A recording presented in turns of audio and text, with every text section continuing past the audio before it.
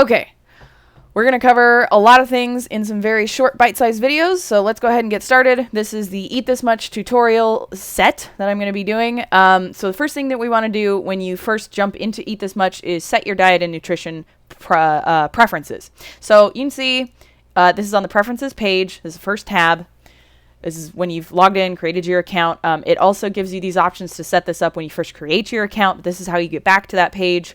You can choose any of the preset diet settings, and all that does is come down here and it changes the exclusions. So for example, if you click on paleo, it's going to take out things that are not considered paleo. Like, it already knows what things to take out. Same for vegetarian, ketogenic, takes out things that are carbs, including starchy vegetables, things like that.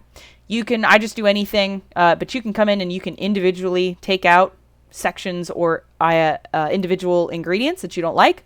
You can also put in keywords for things that you don't want to see. Like, does it have carrots on here? It does have carrots on here. What was one that I had? Oh, if anything just plain has sugar. That's one that I tend to put in there because I want to keep my stuff low. It even comes up here and it has already taken that off of the list because it's an option. So pick whatever you want to exclude from your diet, leave the rest. It will do its absolute best to avoid the recipes that have those ingredients that you don't want.